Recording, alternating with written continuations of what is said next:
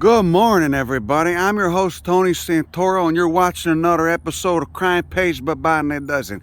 Now, today's episode is brought to you by the Raphael Cruz Travel Agency and Alibi Consulting Firm. Anytime things get a little frigid, a little chilly, you got to skip town for a few days, and then you get caught doing it and you need a good bullshit story to cover your ass, come to us. We got you covered. Now, as you can see, we got a little garden going on here. This is not my home. This is just a temporary domicile where I've been residing for the past month or two, and so I started a little garden, destroyed some lawn, just to, keep me out the headline news, keep me out of jail, and give me something to, kind of fixate on and work on. Just a little project, get a little Martha Stewart here and shit. Now, as you can see, it looks like absolute hell right now because for the first time in about, 30, 32 years, South Texas, Hidalgo County, where I am, experienced temperatures well into the mid-20s. Okay, got down to about 25 degrees Fahrenheit here 3 nights ago. It's due to get down to about 30 degrees Fahrenheit tonight. Is the last day of frigid temperatures. As you know, the power is out. Actually, it just came back on today, but it was out for 4 days. We had the fireplace going. We're lucky enough to have a fireplace here. We didn't have any light. We were freezing our asses off. Had a bunch of blankets. I was using Jack's ass as a space heater. Thank God for him. He's a little rotund, so he's good at that. But as you can see, a lot of shit just got fried. So we're going to explore what happens to plants when temperatures dip below freezing. I believe this is a Joshua tree, Yucca brevifolia. It might also be Yucca shidigra. I forget. I didn't label the seed when I germinated. Just threw a bunch of shit all together into a pot. But as you can see, it's fine. I knew this was going to be fine. Joshua trees are cold tolerant. I've seen them covered in snow before. 30-foot tall Joshua trees covered in snow before. Now, what did not do okay is this Solandra brachycalyx from Costa Rica. Okay, member of the Solanaceae, beautiful flowers. Will it sprout from the base? Maybe, probably not. As you can see, everything just went lip. Looks like a bag of frozen spinach that got allowed to thaw out and then just kind of ratted. Now, right here we got Echeveria Gigantia. This was actually, oh yeah, this guy's tossed. Look at that, just flaccid, all limp. This is actually from the UNAM campus in Mexico City. They got these Echeveria Gigantias coming up. I took a little cutting. What the shit? Who gives a fuck? Brought it back. Great flower. They get, they can get very large. They produce incredible inflorescences. This guy is toast. Will he sprout from the base? Possibly. They got axillary buds all through that stem, but we'll see. This agave, I grew from seed. I believe it's a Celsius or I forget anyway. He looked like shit before because he got nibbled on by a snail, but he'll be fine. Most agaves seem to have done fine. Hibiscus Martianus, certainly been through the evolutionary filter of these frigid temperatures before. It's a South Texas native. It'll probably come, I know it'll come back. It'll probably just germinate from the base again. Look at this. California poppy, just for shits and giggles. Came true, 25-degree temperatures, no trouble whatsoever. Uh-oh. This did not. That was a Palafoxia hookeriana, another native to the South Texas sand sheep, but these can get upwards of 8 feet tall, incredible pink flowers, but it did not weather that, the seeds normally don't germinate, I would assume, until temperatures really warm up. I germinated that before, germinated inside. Look at this This mammillaria did okay. Could it be that those hairs, all those trichomes, those spines that have been modified into trichomes, could it be that they just they protect from freezing as well as ultraviolet radiation? See what else we got going on. Helianthus is cooked, of course. Look at that. I came out here after the freeze to assess everything. All this verbicina, it went to seed, so it'll reseed again. Verbicina, we planted that because it's good for the pollinators, get shit tons of butterflies and bees coming out. A week ago, it was like a nectar bar, and now it's all dead. All that smelled like a bag of rotting spinach. It was quite impressive. Agave webride did fine. I probably didn't even need to put the trash can lid on them. Nicotiana, it's an Andean Nicotiana. An Andean nicotine. It looks like it sustained some damage, but it probably will come back fine. But you could see the tips of those leaves. So what happens to plant cells when they freeze? Well, of course, anyone who's not a moron knows Look at a Chaptalia. That's another native. Totally fine. Anyone's not a moron knows that plants, water expands below 34 degrees Fahrenheit. It starts expanding. So whereas most materials contract and shrink, an uneloquent way to put it, water expands.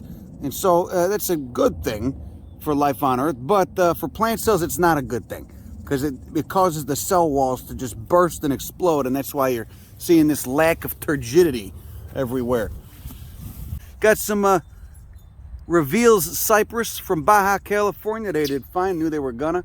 Salvia coccinea got fucked. Maybe it'll come back, maybe not. Got a lot of seed in the soil. It's a native. The mangave. This guy has just been brutalized. But that apical meristem down there still might have some juice in it. We'll see. Helianthus argophyllus, the silverleaf sunflower. Surprisingly, some of it looks okay. Could it be those hairs again? The adaptive benefit conferred by those hairs to resist frost. Obviously, the more distal portions of the plant did not survive, but we'll see. Some of these plants, I'm surprised that they came true. Pharaoh cactus I grew from seed. He seems fine right now. We'll see. I don't know. What do we got over here? Neobuxbaumia. Is it a neobux? I forget. I think it's a neobuxbaumia. Surprised that came true. We'll see. Agave Victoria Reginae, doing fine. Agave Montana from Tamaulipas, doing fine. Just covered. Maybe needs to be dusted off a little bit. Yeah, this is a drag. Beautiful native member of the Boraginaceae. Cordia boissieri. Just seems to have it lost an immense amount. It basically lost all its leaves. Some are still alive. Maybe, I don't know. It'll probably come back. You know, it's a native, so it's been through this before, just not in a long time. Every event like this would act like a filter where, say 95% of the plants that, plants of a certain species that were frost intolerant would die, but then that 5% that had the genes or whatever genetic circumstance led to it surviving, those would then, be free to repopulate that blank slate, that blank canvas. And so then all their descendants, most of them, would have those same genes. And so over time, over millions of years, hundreds of thousands of years, million years or whatever, you eventually get plants that can tolerate that. Here's the flowers on Vechelia farnesiana. You could see that those leaves are fine. Absolutely fine. You can see the Agave Americanus fine. I wonder what, if any, adaptive benefit that blue color provides to plants, because I've seen a lot of blue plants that came true okay. They got that glaucous nature to them. This punch is not going to be fine though. I mean, I think he might just resprout, but you could see those cells just burst. It would be interesting to slice that open and look at it under a microscope, and I bet it would just look like jelly. It just looked like green marmalade.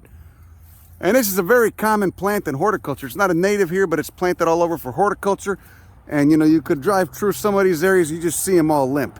You know what's really funny is if you go to some of these bleak tract house McMansions around here, they got the Cuban royal palms everywhere. They're toast. Great to see. Look at that, Ebenopsis. Wonderful native, legume, fine. Acanthoserius, tetragonus. Seems to be fine. Oh, I don't know. It's a little soft right there. Little soft, a little limp. How many times you heard that before? I don't know. But it's still turgid enough to stand erect. I'm sorry, I can't, it's going to be hard to keep using these words without cracking some fucking jokes. Oh, punch you out there. Probably got a few of these, those little glockids stuck in me right now. And probably been there for quite some time. And now I got a few in my elbow that have been there for 3 months. Totally fine. Came true, it's sparkling, shining. Oh yeah, see, we got some dieback on that series. Because 10 days ago it was 80 degrees here. And this apical meristem was still actively dividing. So it hadn't, quote, hardened off yet. It's still new tissue. Look, it's just black and rotted. Just like jelly. Ugh. This whole area just smells like a bag of freezer spinach that went bad. Well, it's nice out now. It's like 55 degrees outside. Look, you could see these euphorbias just got toasted. The Corona de Cristos got toasted. See, just flaccid, huh? Like an angry boomer that watches too much Fox News, huh? Just all limp, just totally limp, laying down, spent. Okay, certainly not turgid. Brutal. The goddamn asparagus got toasted too. Look at that. Oh. But what is going on microscopically inside those cells? They've all exploded, they've ruptured, okay? But they've also just lost all their pigmentation. The chlorophyll's degraded. Look at that. Oh, no. So this looks fine. You think it'd be okay because you don't got no leaves. You think the plumeria would make it true. But let's get a little closer and let's look at the... Oh, no. Look, it looks like an old tater. It got cooked, you know, and then re-microwaved and then left out. And it's just, you got some juice in there. You slit that open. Oh, yeah, look at that. Look at that. Oh, no. That's not nice. That don't look good. This guy ain't coming back. Maybe he's coming back from down here. What's going to go on with the plumeria? No, it feels kind of juicy down there, too. Again, those cells have just ruptured and exploded. Oh, it's a bad day at the succulent fair. Look at that. They still got their color, but they're toast. They just melted. They just straight up melted. Look at this. This cotyledon is done. Not coming back. Maybe from those stems, but probably not. You can see it's just, again, completely flaccid. All right? Just like your one-time sweet old grandpa who got radicalized by Fox News. Now he just can't get it up anymore. Just totally laid down. Okay? Still got that color. It got down to 25 degrees Fahrenheit. And this all happens because below 34 degrees Fahrenheit, water molecules, the water starts expanding. Instead of contracting, it starts expanding and it just ruptures those cell walls, completely breaks them. Stuff just flops over. If it's not adapted to it, if it hasn't been through that filter of evolution, look at this Opuntia. Now you got Opuntia humifusa up there that grows, you know, right outside the city of Chicago. And again, in the winter, it turns red. It just shrivels, and it's adapted to those cold climates. It just gets buried by the snow. It can be fine, but not these. This is a Mexican Opuntia. Okay, so the prickly pears that are from South Texas, they've been through some freezes before, especially during the Ice Age. Okay, I'm sure they went through many freezes in the Holocene that filtered out the ones that couldn't take it. But this one is from Mexico. These can't. Look at that. It's just done. Just like jelly, like you put it in a blender. Now, you know, I actually took this opportunity to pee behind this church right here. But as I'm doing it, I'm looking at this oleander, and I'm just saying, oh my God, look at that. It got toasted pretty good, which is not too bad because I kind of hate this plant. It's not the plant's fault. I just, you know, I've seen too many planted along the freeways covered in particulate exhaust in the Central Valley of California. Kind of makes me want to die when I see it. You know, I just imagine the shopping mall of suburban California. But either way, you could see poor bastard couldn't handle the 26 degrees Fahrenheit, huh? Immensely toxic plant, like quite a few members of Apocynaceae right here. Look at this beautiful rancid butter color to this yucca. Okay, apparently it was not frost tolerant. It must be from further south in Mexico. Some yuccas are very tolerant of freeze. This is not one of them. Look at that. It kind of's got this nice, beautiful variegation to it, but of course, in time, it's going to turn brown and start rotting. It looks like it's still alive in the center of the plant right there. So maybe that apical meristem is still alive, and it'll just keep sending out new shoots. But these are going to all come off. See the cordylines? They didn't do too well. They died. See that? They're dead. I can't even tell what that is, but it's gone. Look, the euphorbia though. Not a cactus, a euphorbia. That's just convergent evolution at work, you prick. Don't forget that. Euphorbia seems, at least at first glance, to have made it true. Look, you got maybe some slight frost burning. Oh, no. I don't know. We'll have to see with that. That's a massive specimen, though. Should be fine. Looks like. Oh, no. Oh, no. Old Man Winter did not spare the Dracaenas. Look at that. That's too bad. Okay? Office building plant right here, but they're virtually indestructible.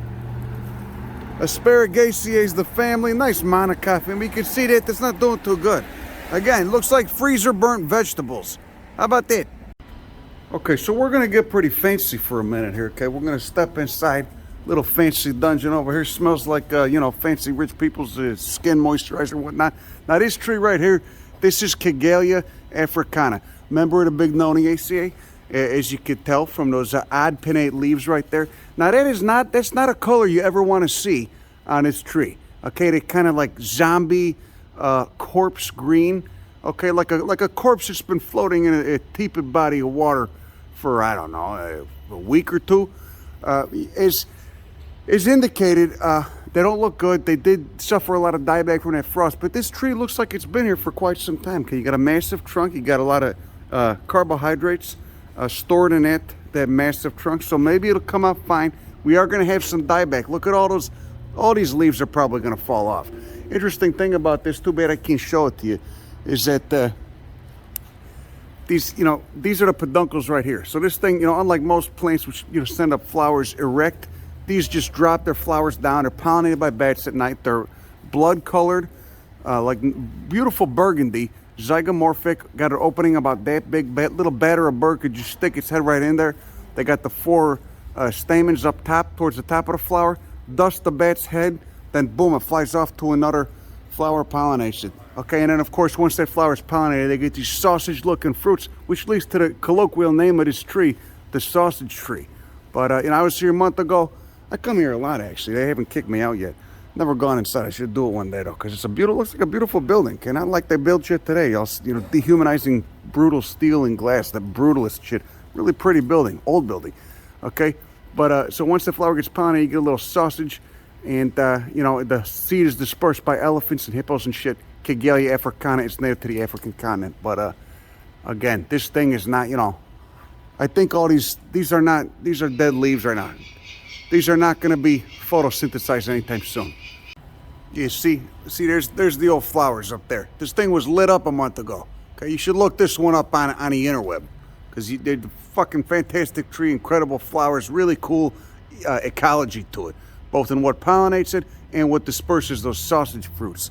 But let's hope this guy pulls through, because he's probably one of the only ones in Texas. You wanna go inside there? Jack, they're having Sausage Fest 2021 in there. They'll probably give you one if you knock. Okay? Okay, let's go. Come on. Oh no, that's too bad. Okay, next day. Got down to freezing again last night. Looks like the agave titanota got smoked a little bit too, but that meristem is still alive, hopefully. So these blades will die, but he'll just produce new ones. Okay? So anyway, in short, what happens to plants that are not adapted to freezing temperatures when it freezes? Well, their cell membranes rupture, okay? Cell membranes are composed of lipids. Cell walls are composed of cellulose. And, you get those ice crystals forming inside those cells, and it just straight breaks the damn cell membrane, like a blender. And so they all just, they rupture, and they kind of explode, even though, you can still see it's still contained by the epidermis, but this is all squishy. You slice it open, it looked like green marmalade inside. I thought these Cereus were a little bit more tolerant to freezing. So how do plants that are adapted to cold temperatures get around that? Well, what they do is basically they create antifreeze in their cells. They increase the concentration of solutes in their cells. Okay, so think of like a sugar maple. Okay, the solutes are mostly sugars and salts, but mostly sugars. And increasing that concentration of solutes lowers the freezing point of the water inside those cells. And boom, you got basically some in-house antifreeze. But to do this, it doesn't just happen overnight. You take a sugar maple, say you get like a deep freeze in the middle of July, that sugar maple will probably die. Okay, they need to be, quote, hardened off. And the way that happens is by both a decrease in photoperiod, in plants that are in temperate zones, and, initial exposure to a cold temperature that's not a immediate, freeze. So you basically give them a heads up. They stay okay. They start ramping up production of those antifreezes. Literally, think of like polyethylene glycol. You ramp up the production of those sugars. And with this shit, you prep yourself, and then, when it freezes a week or two later, you're prepared for it, and you don't die.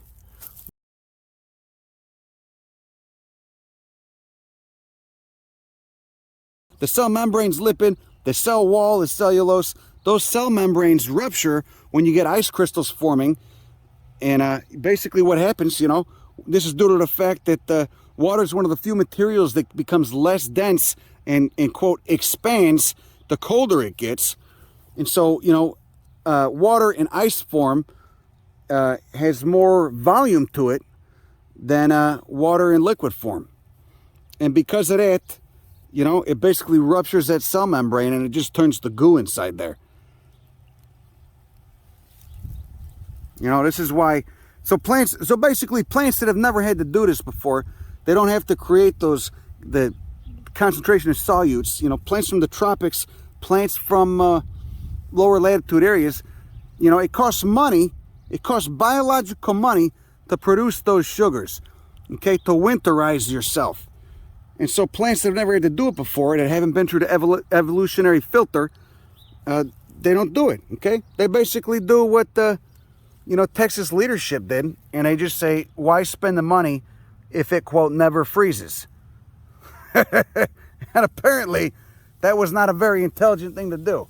Why spend the resources to winterize yourself if you don't have to worry about it? You got the hubris where you think you're never going to have to worry about it. And so the whole electric grid collapses, just like the cell membranes of plants that are not adapted to frigid temperatures just rupture and collapse. Nice analogy there. I was hoping that these feral serious cacti would pull through okay, but I should have known better. They do not look good. They look deflated. Look at that lovely blonde color, so indicative of freeze damage. Look at it, just straight broke off. But this guy looks like he's maybe still alive at the bottom. Maybe he'll come back. Look at that. Get that guy some Viagra. Holy shit. The mesquite's doing fine though. The prosopis is pulling through like a champ. Anyway, that's all I got for you tonight. Hopefully you learned a thing or two. Hopefully you got something out of it. Okay? Might as well use the opportunity of horticultural genocide to show you what happens to plants when they freeze. That does not look good. It's just like basically a bag of juice that's getting ready to fall over. That's all I got for you tonight. Have a good rest of your evening. Go fuck yourself. Bye.